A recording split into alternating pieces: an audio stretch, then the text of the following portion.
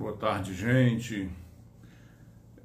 Meu nome é Raimundo Araújo, eu sou historiador, moro aqui na região noroeste, central aqui do Ceará. Sou formado em História pela UVA, uma especialização pela UES.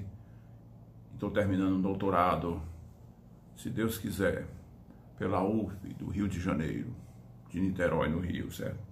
E eu sou um leitor curioso de vários assuntos, não só da minha área de pesquisa, que é o Ceará do período colonial. Eu tenho muito conhecimento a respeito, essa é a minha linha de pesquisa, minha tese, que se o poderoso universo permitir, eu vou conseguir publicar, né? Mas eu estou li agora, não todo ele, mas li agora essa obra, né? Achei muito boa, adquiri pela estante virtual, um tempo atrás, Caça às Bruxas na Europa Moderna, de Brian Levark. Não sei se a pronúncia está correta, mas é um livro muito bom, certo? Onde ele vai analisar como é que se constrói a ideia da bruxa na Europa e a perseguição que é movida contra esses indivíduos, na maioria mulheres, né? No final da Idade Média para a Idade Moderna, certo? Mas antes de esmiuçar o livro, eu queria mostrar aqui outros livros que também são interessantes sobre esse mesmo assunto. Quem quiser aprofundar esse estudo como um curioso, né? Ou fazendo uma pesquisa, se eu pudesse eu faria, mas a vida de professor não deixa, né? Não dá tempo para essas coisas. Tá, esse livro aqui também, ó, é muito bom, certo? É um livro publicado no início da Era Moderna, Manual da Inquisição. Foi elaborado por padres, inquisidores, e aí ele orienta aqui como é que é feito o processo de coleta de informações, de apuro das acusações e de interrogatório até a execução dos inimigos da igreja, certo? No caso, aqui esse Manual da Inquisição é dos católicos. É curioso, porque a gente acha que quando se fala da perseguição religiosa na Idade Média e no início da Era Moderna, a gente geralmente liga isso à Inquisição espanhola ou à Inquisição portuguesa.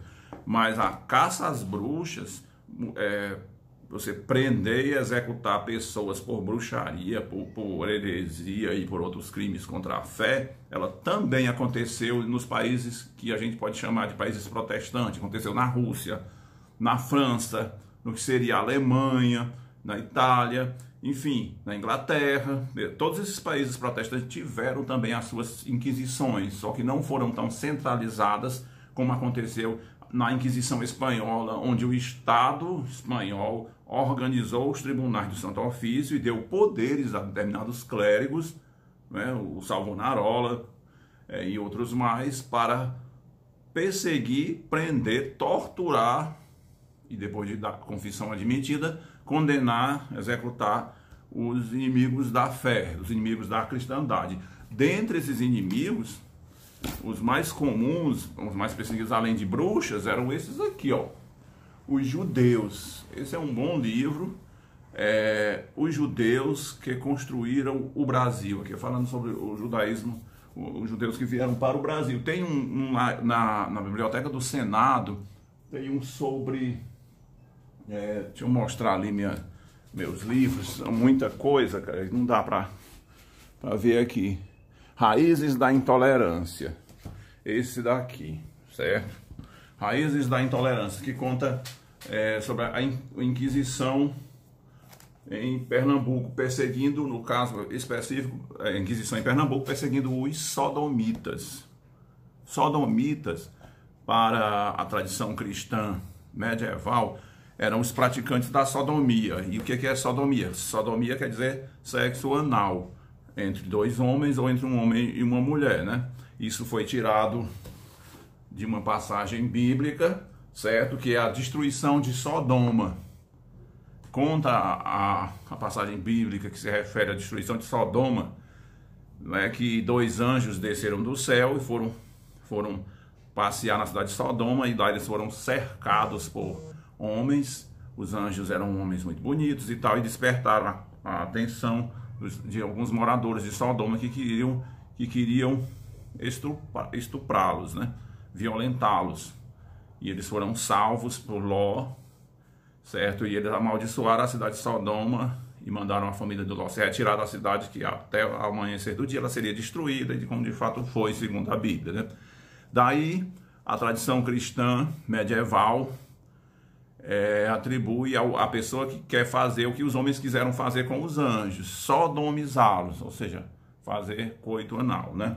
Então essa condenação passou a ser na Idade Média, se fosse confirmada a prática da sodomia entre 2 homens, ou seja, o homossexualismo, eles seriam executados, né? Ou então, dependendo da época, isso variava, né? A sodomia também podia ser praticada entre um homem e uma mulher, ou seja, o homem que praticava sexo sexo anal com uma mulher também poderia ser classificado como sodomita, ou praticante do pecado nefando. Nefando quer dizer que não pode ser falado em latim, né? Não pode ser mencionado.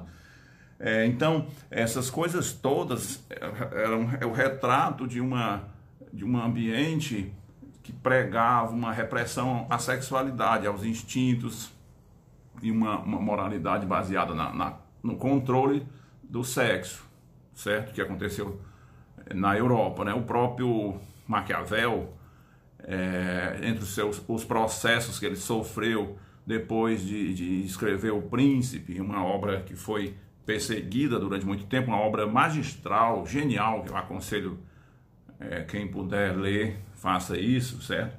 Um dos praticantes, das acusações contra Nicolau Maquiavel, desculpa, era de ter praticado coito anal com uma jovem, né?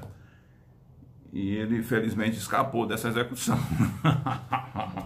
Sim, um outro livro muito bom que dá para ajudar quem quiser pesquisar isso, ó, esse manualzinho pequeno aqui é uma compilação organizada pelo historiador Ronaldo Weinfels dos processos da Inquisição aqui na Bahia, né? Confissões da Bahia. Tem um outro livro que eu não lembrei de separar, não vou procurar agora, senão eu não faço essa live, né? Que retrata esse processo no Pará, no estado do Grão-Pará. É muito bom. Aí, se você juntando esse daqui, né? Sobre os sodomitas em Pernambuco, esse na Bahia e esse outro no estado do Pará, você entende o contexto do Brasil colônia, né? E o ambiente, né? Tá faltando um livro que dê conta disso, né? A perseguição aos judeus nos países ibéricos, em Portugal e Espanha, certo? Os judeus foram expulsos da Espanha antes do século XVI, e os que ficaram, né, não saíram todos, né, foram convertidos à força ao cristianismo, e aí passaram a ser chamados de cristãos novos, né? Sim, mas voltando à questão das bruxas, né, do livro que eu falei, ia falar aqui, que é muito bom, Caça às Bruxas. Aí você tem aqui Manual da Inquisição, certo? E esse outro livro também elaborado por católicos, mas que foi muito usado pelos protestantes no início da Era Moderna, O Martelo das Feiticeiras, ou em latim, o Maleus, Maleficarum. Muito curioso, cara. Aí que é a maneira de como você reconhecer uma bruxa, como interrogá-la e como forçá-la à confissão, né? Naquela época, na Idade Média e na Idade Moderna, até o início da burocracia moderna, né, de 1700, depois da Revolução Francesa, 1789, por aí, as interrogações de processos criminais só tinham validade se fossem feitas sob tortura. As pessoas eram torturadas, submetidas a suplícios, aí cabia aos torturadores escolher o suplício. Podia ser desde o ferro em brasa até amarrar a pessoa pelos pés e levantar, enfim, mutilar, essas coisas todas, certo? Então, esse suplício era para arrancar a confissão dos indivíduos. Os indivíduos confessavam e eram punidos. Então eu vou até mostrar aqui um caso de uma bruxa, de uma mulher que admitiu que ela era uma bruxa, certo? Vou ler aqui um pouco do Caçar as Bruxas aqui, do Brian Levarsky, né? Os camponeses acusados de bruxaria tinham suas próprias fantasias, assim como os seus inquisidores, e as tais fantasias poderiam facilmente reforçar a dos promotores. Sabemos, por exemplo, de muitas mulheres que acreditavam voar à noite e copular com o demônio, crenças que reforçavam a convicção dos inquisidores de que participavam essas mesmas mulheres de tais atividades no sabá. Não sei se não era essa parte, cara. Tá aqui, desculpa, eu errei, eu li a parte. O que é o sabá? Sabá é uma espécie, era chamado de missa negra, ou missa ao demônio. Na verdade, acontecia uma espécie de histeria na Europa. As pessoas temiam as bruxas quando acontecia pestes, quando acontecia guerras ou tragédias, né, doenças que se propagavam e etc. Aí, elas, por temerem as bruxas, atribuíam às bruxas a essas coisas, né, ou aos judeus, e aos hereges e etc. E saíam procurando essas pessoas e faziam uma espécie de julgamento. Podia ser um julgamento legal, com autoridades, com juízes e tudo mais, ou podia ser uma espécie de julgamento popular, parecido com um linchamento, né?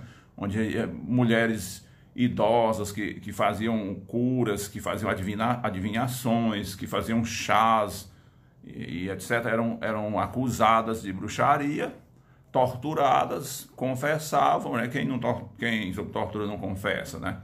E eram executadas, queimadas na fogueira e etc., né?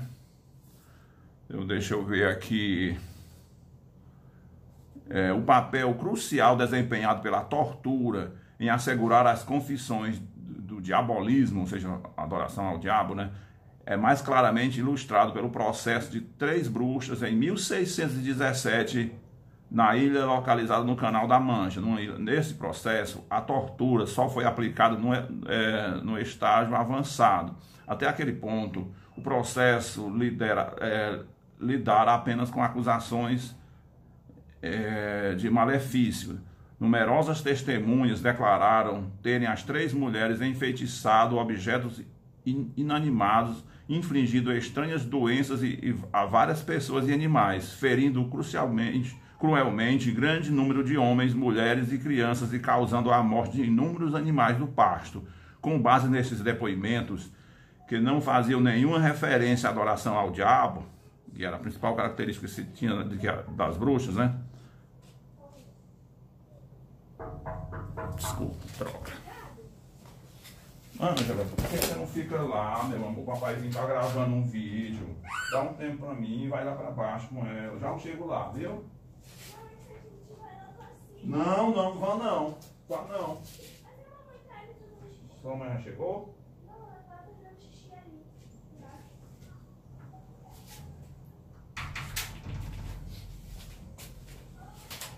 Desculpa, pessoal. Minha filhinha, eu tô no segundo andar, fiquei com medo. Eu achei que elas estavam só, mas a minha esposa tá aí. Ai, que coisa. É a vida, né? Me perdi aqui onde é que eu estava. Então a confissão, vamos à confissão desta jovem, né? Ela confessou que o diabo, tendo vindo apanhá-la para ir ao sabá, chamou-a sem que ninguém o percebesse, e lhe deu certo unguento negro, o que ela esfregou nas costas, ventre e barriga, após ter se despido. E então, tendo novamente se vestido, atravessou a porta para fora da casa, sendo imediatamente carregada através do ar em grande velocidade, num instante, encontrando-se no local do sabá, que às vezes ocorria perto do cemitério da paróquia e em outras vezes perto do litoral, nas proximidades do castelo de Hockrain, onde após a chegada ela geralmente encontrava 15 ou 16 magos e bruxas com o diabo. No sabá, após adorarem ao diabo, que costumava ficar de pé sobre as patas traseiras, elas tinham relações com ele sob a forma de um cão. Dançavam então costas com costas, e após terem dançado, bebiam vinho. Ela não sabia qual a cor do vinho, que o diabo despejava em suas taças. Olha aí que curioso, né? Aí, sim, uma lacuna sobre para a gente compreender a bruxaria na América, né? Certo?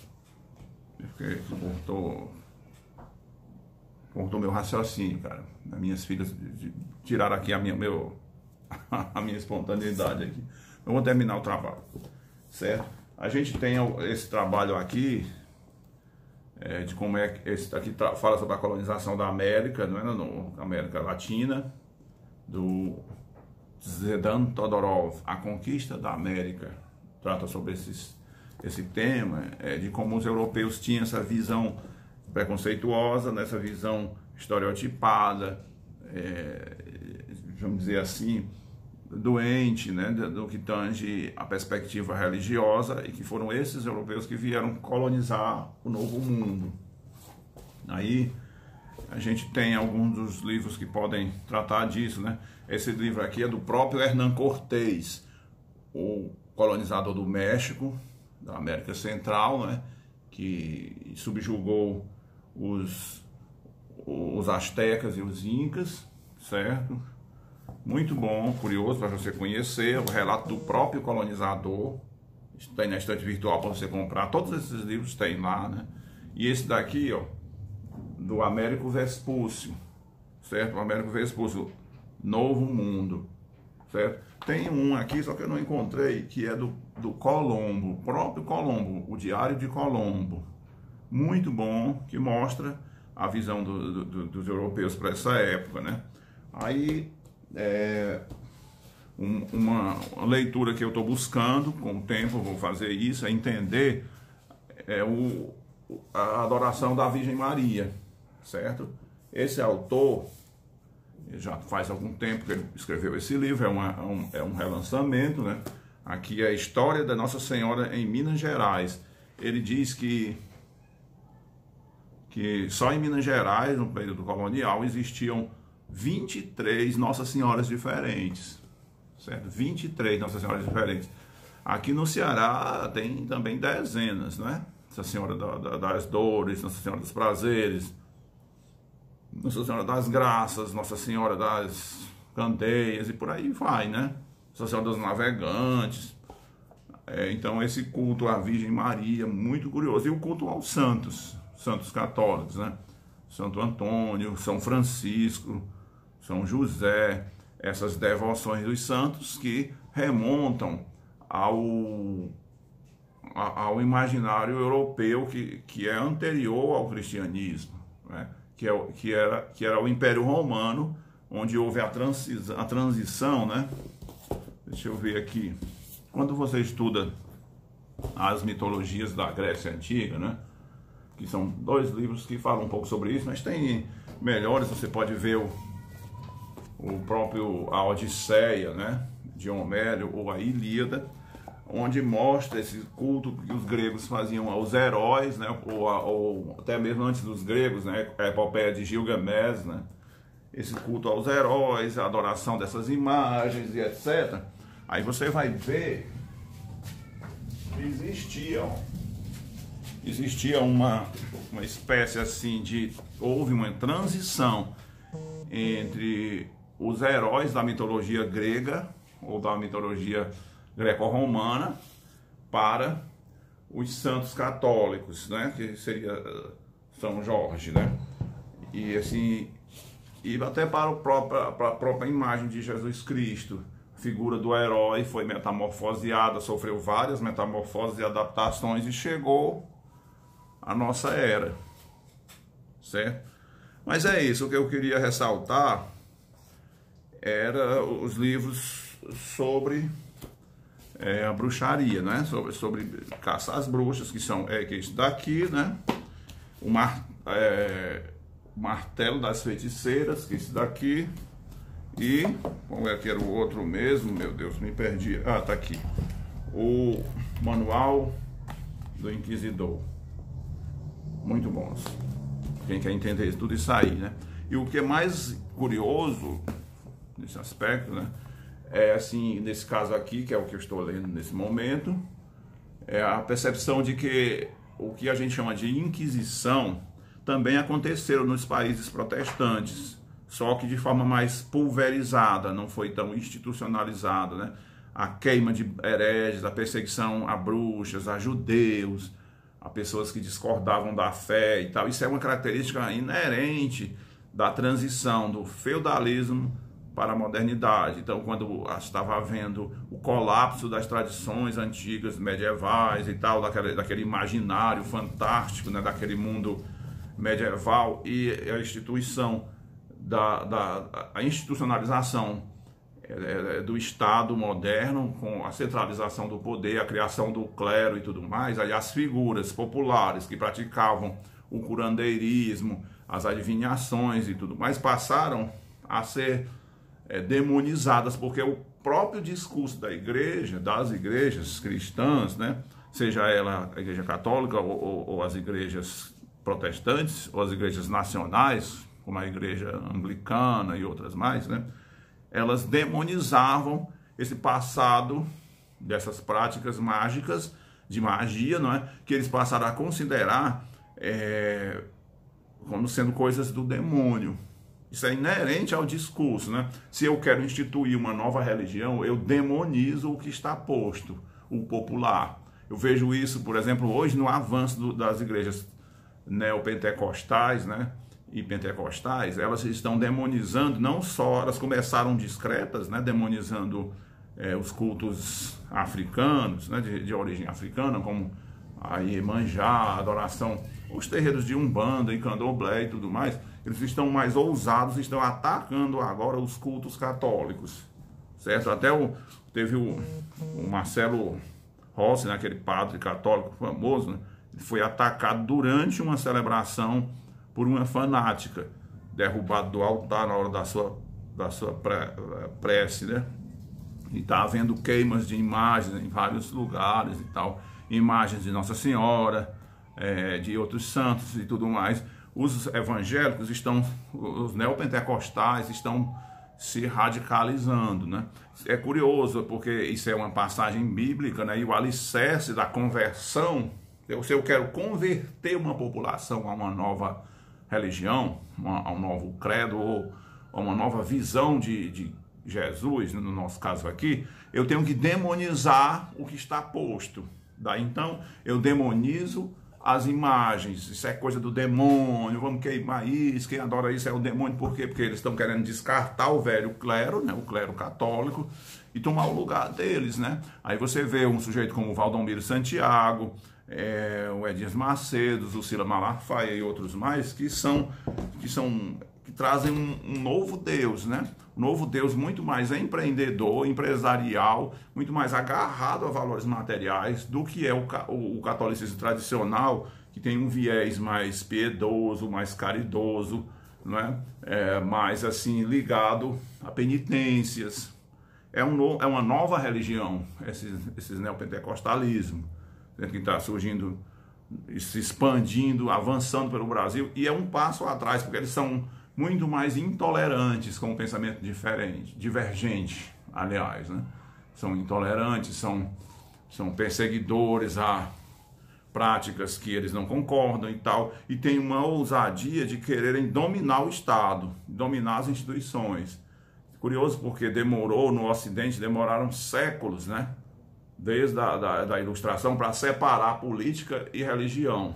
Até que no século XX o Brasil conseguiu, a América Latina conseguiu, a Europa e tal, e está havendo de novo uma marcha dessas igrejas na direção de se fundirem com o Estado e dominar a sociedade a partir não da Constituição, de leis parlamentares e leis humanas, mas do Velho Testamento, da Bíblia Sagrada, né? Então isso é uma ameaça séria, seria um retrocesso grande se confirmar, né? Uma manchazinha branca aqui na minha blusa. Então é isso, eu não queria que ficasse muito grande essa minha gravação sobre os livros. Espero contribuir com alguma pessoa em alguma época no futuro, certo? É isso, cara. Assim, e eu sou um dos organizadores, dos autores da organização dessa coletânea aqui, dessa coleção, né? Nas Trilhas do Sertão. Número 1, número 2, número 3, aí o número 4, eu não estou com ele aqui, tá aqui o número 5, certo? Eu vou ver aqui se eu encontro, mas eu tenho aquele fácil. Só um minuto aqui. Este é o número 4, certo? É uma coleção que muito me envaidece, muito me orgulha. Eu me uni a vários historiadores, né? Eu mais o Vitorino, Reginaldo, certo?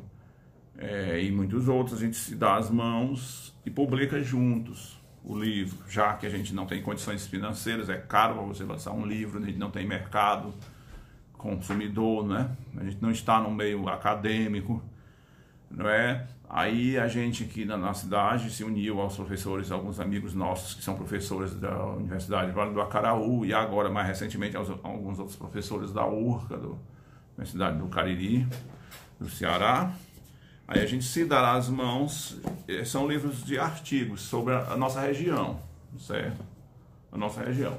Então são 5 livros, olha que beleza, cara, que beleza, certo? Aí o meu artigo do próximo são 5, né? O 6º já está a caminho, estou esperando alguns colegas enviarem, certo?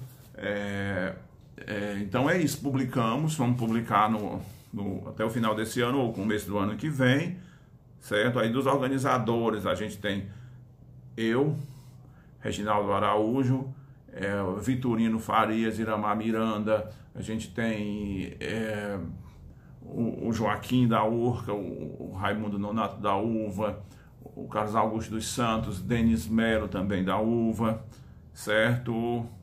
E muito mais gente, né? que entrou em alguma ocasião, aí não continuou, e que continua depois, a professora Viviane, tá? Divani Maia, muita gente boa. Então, ó, isso aqui é uma coleção maravilhosa, certo? Sobre história da nossa região. Valeu, um abração aí para todo mundo, cara.